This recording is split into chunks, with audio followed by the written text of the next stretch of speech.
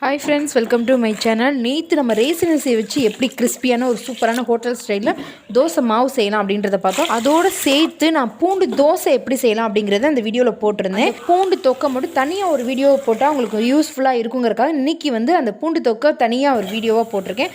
இந்த வீடியோ ஃபுல்லாக பாருங்கள். பூண்டு தோசையும் அப்படியே சேர்த்து செஞ்சிடலாம். இப்போ பூண்டு தோசைக்கு தேவையான அந்த தொக்கை ரெடி பண்ணிடலாம். பூண்டு மிக்ஸி ஜாரில் சேர்க்குற அந்த வீடியோ லைட்டாக மிஸ் ஆயிடுச்சு. நான் சொல்லிடுறேன். 1 கப் அளவுக்கு பூண்டு, 1 ஸ்பூன் அளவுக்கு தனி மிளகாத்தூள், கொஞ்சம் புளி, அதுக்கு மேலே சேர்க்காதீங்க. இப்போ நான் கெட்டி பெருங்காயத்தை நான் தண்ணியில் ஊற வச்சு வச்சுருக்கேன். அதை அப்படியே தண்ணியோட லைட்டாக கலக்கிட்டு நம்ம சேர்த்துக்கலாம். இல்லை உங்கள்கிட்ட பவுடராக இருந்ததுன்னா நீங்கள் பவுடராக இருந்துச்சுன்னா அந்த பெருங்காயத்தை பவுடராக சேர்த்துக்கோங்க. 1 ஸ்பூன் அளவுக்கு சேர்த்துக்கோங்க. பெருங்காயம் பவுடராக சேர்க்குறீங்கன்னா ஒரு 2 ஸ்பூன் அளவுக்கு தண்ணி ஊற்றிக்கோங்க. அப்போ தான் நல்லா அரைப்படும். அதுக்காக இப்போ நல்லா நைஸாக அரைச்சி எடுத்துக்க.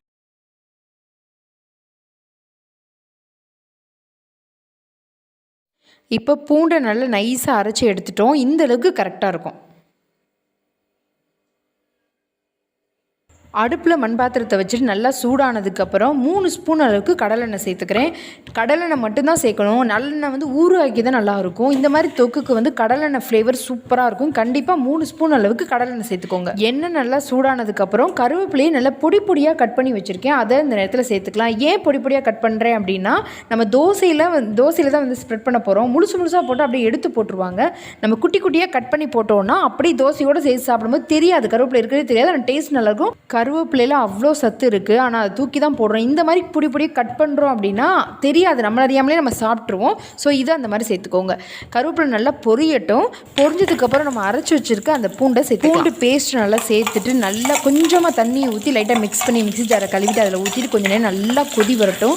லைட்டாக கொதி வந்ததுக்கப்புறம் கொஞ்சமாக ரொம்ப ரொம்ப ரொம்ப கம்மியாக வெல்லம் சேர்த்துக்கலாம். இதுதான் அந்த டேஸ்ட்டை சூப்பராக எடுத்து கொடுக்கும். புளியை அதிகப்படுத்திட்டாலோ இல்லை வெல்லத்தை அதிகப்படுத்திட்டாலும் டேஸ்ட் நல்லா இருக்காது. கரெக்டான அளவு கொஞ்சமாக சேர்த்துக்கோங்க.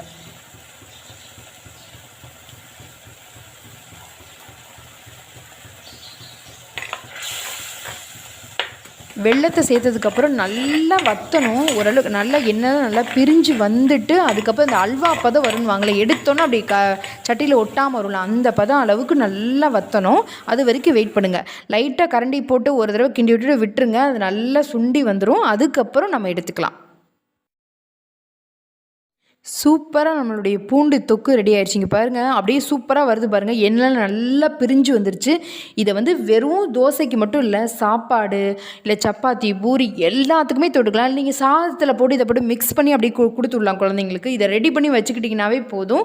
நான் இன்றைக்கி கொஞ்சமாக தோசைக்காக மட்டும் செஞ்சுருக்கேன். என் பொண்ணு இதை சாப்பிட்டு பார்த்துட்டு உடனே எனக்கு கொஞ்சம் நிறைய எக்ஸ்ட்ராவாக செஞ்சு வச்சுக்கோமா அப்படின்னு ஆசையாக இருக்குது அப்படின்னா சாதத்தில் கூட போட்டு சாப்பிட்லாம். இப்போ நம்ம நார்மலாக தோசை ஊற்றிக்கலாம். கொஞ்சம் நிறைய எண்ணெய் விட்டு நார்மல் தோசை ஊற்றிக்கலாம். அதுக்கப்புறம் பூண்டு தோசை செய்யலாம். 1 கரண்டி அளவுக்கு குழிக்கரண்டியில் மாவு எடுத்து தோசைக்கல்லில் ஊற்றிக்கிட்டு இந்த குழம்பு கரண்டி இருக்குல்ல, அதை வச்சு தோசை ஊற்றுங்க. அப்படியே ஹோட்டல் ஸ்டைலில் இருக்கும். நம்ம குழிக்கரண்டியை வச்சு நம்ம ஊற்றுனீங்கன்னா நார்மல் வீட்டில் ஊற்றுற தோசை மாதிரி தான் இருக்கும். இதை வச்சு நீங்கள் ஸ்ப்ரெட் பண்ணி நல்லா ஊற்றுனீங்கன்னா அப்படியே ஹோட்டலில் சாப்பிட்ற அதே தோசை மாதிரியே இருக்கும். இந்த தோசை ஊற்றும் போது அப்படியே ஓப்பனாகவே விட்டுருங்க. அப்போ தான் நல்லாயிருக்கும். அந்த கடையில் சாப்பிட்ற அந்த ஃபீல் வேணும்னா அப்படியே ஓப்பனாகவே விட்டுருங்க. இப்போ நல்லா எண்ணெய் ஊற்றிட்டு நல்லா ப்ரௌன் கலரில் நல்லா சூப்பராக வந்துச்சு பாருங்கள். நம்ம வேணும்னா இந்த மாதிரி முக்கோணம் மாதிரி செஞ்சுக்கலாம். இல்லை நார்மலாகவே சாப்பிட்டுக்கலாம். உங்களுக்கு எப்படி வேணுமோ அப்படி அந்த மாதிரி கட் பண்ணி வச்சுக்கோங்க. இந்த அளவுக்கு நல்லா ப்ரௌன் கலரில் வந்திருக்கு பாருங்கள். நம்ம கடலைப்பருப்பு சீனி எல்லாம் சேர்த்தோம்ல, அதோட எஃபெக்ட்டு. ஸோ நம்ம லைட்டாக கட் பண்ணிவிட்டு நம்ம கோபுரம் மாதிரி நம்ம ஹோட்டல் ஸ்டைலில் சாப்பிடுவோம்ல, அந்த மாதிரி செஞ்சுக்கலாம்.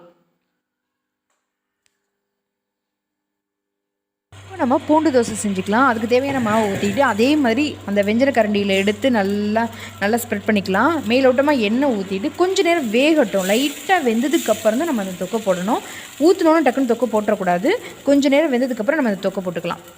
வேணுங்கிற அளவுக்கு எவ்வளோ வேணுமோ அவ்வளோ போட்டுட்டு நல்லா ஸ்ப்ரெட் பண்ணி விடுங்க.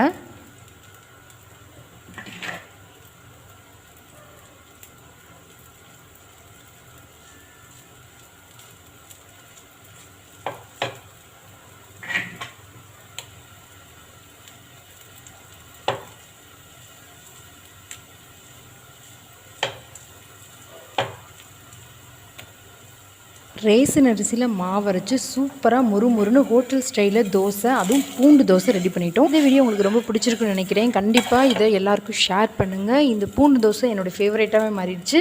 கண்டிப்பாக அதை ட்ரை பண்ணிவிட்டு எப்படி இருந்துச்சுன்னு கீழே கமெண்ட் பாக்ஸில் சொல்லுங்கள். தேங்க்யூ ஃபார் வாட்சிங். இன்னொரு வீடியோவில் பார்க்கலாம். செம்ம டேஸ்ட், நாக்கில் நிற்கிது அப்படியே, அவ்வளோ கிறிஸ்பியாக இருக்குது.